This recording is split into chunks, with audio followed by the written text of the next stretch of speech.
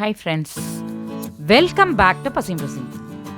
இன்னைக்கு பசீம் ருசீமில் ட்ரெடிஷ்னல் மைசூர் பாக் எப்படி ஈஸியாக செய்கிறது அப்படின்னு பார்க்க போகிறோம். பாகு எடுக்காமல் பாகு பதம் எதுவும் பார்க்காம ரொம்ப ஈஸியாக பர்ஃபெக்டாக எப்படி செய்கிறது அப்படிங்கிறத இன்றைக்கி பார்க்க போகிறோம். ஸோ இந்த வீடியோவை ஸ்கிப் பண்ணாமல் லாஸ்ட் வரைக்கும் பாருங்கள். கீ மைசூர் பாக் ஆல்ரெடி நம்ம சேனலில் கொடுத்துருக்கோம். லிங்க் டிஸ்கிரிப்ஷனில் இருக்குது. லிங்கை கிளிக் பண்ணி போய் பாருங்கள். வாங்க இந்த ரெசிபிக்குள்ளே போகலாம். ஒரு அடி கனமான பாத்திரத்தில் 2 கப் சுகர் சேர்த்துக்கலாம். அதாவது கடலை மாவு நம்ம 1 கப் எடுத்தோம்னா சுகர் அதே மாதிரி 2 கப் அதே கப்பால் சேர்த்துக்கணும். ஸோ நான் எவ்வளோ கடலை மாவு எடுத்துருக்கணும் அதே மாதிரி 2 பங்கு சுகர் சேர்த்து சுகர் மூழ்கிற மாதிரி தாராளமாக தண்ணி சேர்த்துக்கணும். கம்மியாகிடக்கூடாது தண்ணி. சுகர் நல்லா மூழ்கிற மாதிரி இருக்கணும். இந்த மாதிரி இருக்கணும். அதாவது ஒரு 3/4 கப் தண்ணி தேவைப்படும். அதுக்கு தண்ணி கொஞ்சம் கூடுதலாக போனால் கூட டைம் எக்ஸ்ட்ரா ஆகுமே தவிர பதம் எதுவும் மாறாது. நம்ம செஞ்சு முடிக்கிற டைம் மட்டும் கொஞ்சம் எக்ஸ்ட்ராவாகும், அவ்வளோதான். அதனால் நீங்கள் பயப்படணும்னு அவசியம் இல்லை. இதை கிளறி விட்டுட்டே இருக்கலாம். இன்னொரு பர்னரில் ஒரு பாத்திரத்தில் ஆயில் சேர்த்துக்கணும். Refined oil. நம்ம கடலை மாவு 1 கப் எடுத்துட்டோன்னா 3 கப் ரீஃபைண்ட் ஆயில் எடுத்துக்கணும். எடுத்து சிம்மில் வச்சிடணும். அது ஹீட் ஆகிட்டு இருக்கட்டும். அப்படியே பாகு நல்லா கரைஞ்சிட்டு சூடு ஏறின பிறகு பாகில் இந்த மாதிரி ஒரு பிசுபிசுப்பு தன்மையாக இருக்கும். அப்படி இருந்தால் போதும். உடனே நம்ம கடலை மாவை அதில் சேர்த்துடலாம். எந்த பாகு பதமும் பார்க்க தேவையில்லை.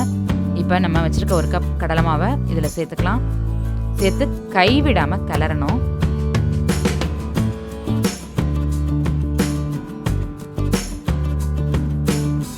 கடலை மாவு சேர்த்த உடனே இந்த மாதிரி கட்டி கட்டி ஆகும். நீங்கள் அதை பற்றி பாதர் பண்ண தேவையில்லை. நீங்கள் சாதாரணமாக கைவிடாமல் கிளறிக்கிட்டே இருந்தாலே அது வந்து சூட்டில் அப்படியே கரைஞ்சி நல்லா வந்துடும்.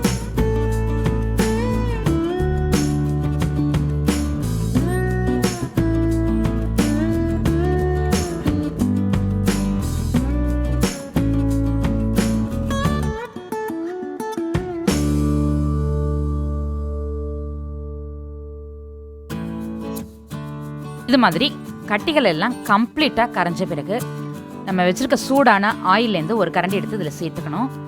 2 ஸ்டவ்வுமே லாஸ்ட் வரைக்கும், ஃபஸ்ட்லேருந்து லாஸ்ட் வரைக்கும் சிம்மில் இருக்கணும்.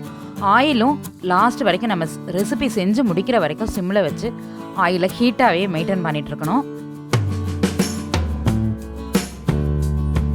நம்ம சூடான ஆயில் சேர்க்கறதுனால நல்லா பொரிஞ்சு கடலை மாவு அந்த சூடான ஆயிலில் நல்லா பாயில் ஆகி அந்த மைசூர் பாக்கு ஹோலாக சூப்பராக வரும். இப்போ திரும்பவும் இதே மாதிரி நம்ம உள்ள எல்லா ஆயிலும் அப்சர்வ் ஆன பிறகு திரும்பவும் அதே மாதிரி ஒரு கரண்டி எடுத்து சேர்த்து கிண்டிக்கிட்டே இருக்கணும் கைவிடாமல். இதே மாதிரி ஆயில் காலி ஆகிற வரைக்கும் ப்ராசஸ் ஃபுல்லாக கம்ப்ளீட்டாக பண்ணிக்கிட்டே இருக்கணும். ஒவ்வொரு முறையும் ஆயில் சேர்க்க சேர்க்க கடலை மாவு நல்லா வெந்து இந்த மாதிரி கொஞ்சம் சேர்ந்த மாதிரி வரும்.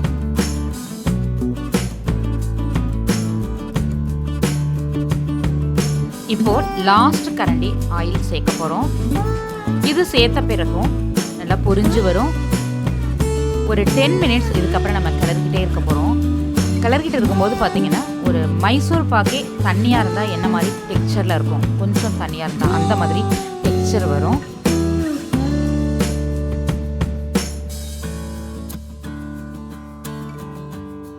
நல்லா திக்காக ஆகி இப்போ நீங்கள் பார்க்குறீங்கல்ல இந்த மாதிரி பதத்துக்கு இந்த மாதிரி டெக்ஸ்சரில் வரணும். உடனே ஸ்டவ் ஆஃப் பண்ணிவிட்டு உடனடியாக நம்ம ட்ரேயில் ட்ரான்ஸ்ஃபர் பண்ணிடணும். நான் ஒரு பிளேட்டில் ஊற்றிட்டு அதுக்கப்புறமா ட்ரேயில் ட்ரான்ஸ்ஃபர் பண்ணிக்கிறேன். பட் நீங்கள் டைரெக்டாகவே எந்த ட்ரேயில் நீங்கள் ஊற்றணுமோ அதில் ஊற்றிடுங்க. அதுதான் ரொம்ப சேஃபு. இப்போ பார்த்தீங்கன்னா உள்ள ஆயில் அப்படியே பபிளாக வரும். நம்ம ஊற்றுனதுக்கு அப்புறம் தான் வேகும். அது உள்ளே நல்லா வெந்து வரும். அதனால் என்ன பண்ணோம், மேலே தேய்க்கக்கூடாது. அதே மாதிரி ஊற்றின பிறகும் நல்லா அந்த ட்ரேயை தட்டி விட்டு சரி பண்ணிக்கணும். அதாவது கேக்லாம் செய்யும்போது நல்லா ப்ரெஸ் பண்ணி விட்டு தேய்ச்சி விடுவோம் மேலே. அந்த மாதிரிலாம் எதுவுமே செய்யக்கூடாது. ட்ரேயில் ஊற்றின பிறகு தானாக செட் ஆகணும். அப்படியே ட்ரேயை மூவ் பண்ணால் அது போய் செட் ஆகிக்கும். அந்த மாதிரி தான் பண்ணணுமே தவிர ப்ரெஸ் பண்ணவும் கூடாது, தேய்ச்சும் விடக்கூடாது. மேலே அந்த மாதிரி பரபரன்னு இருக்கணும். தேய்ச்சி விட்டு வழவழன்னு ஆக்கிடக்கூடாது. 5 நிமிஷத்தில் ஆயில் பபிளிங்லாம் ஸ்டாப் ஆகி இந்த மாதிரி தேவையான அளவு ஆயில் உள்ளே இழுத்துக்கும், தேவையில்லாத ஆயில் வந்து எமிட் ஆகிடும், அப்படியே வெளியில் வந்துடும். அதுதான் அடியில் நம்ம ஒரு பிளேட் வச்சுருக்கோம். இந்த மாதிரி ஸ்கொயர் ஸ்கொயராக கட் பண்ணி விட்டு ஆற விட்டுடலாம். கொஞ்சம் ஆறின பிறகு இந்த ட்ரேயை அப்படியே திருப்பி விட்டால் மைசூர் பாக் ரெடி.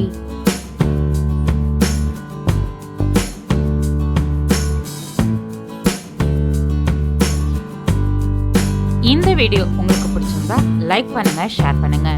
இந்த வீடியோவுக்கு கீழே உங்களுடைய கருத்துக்களை பதிவிட மறந்துடாதீங்க. வணக்கம்.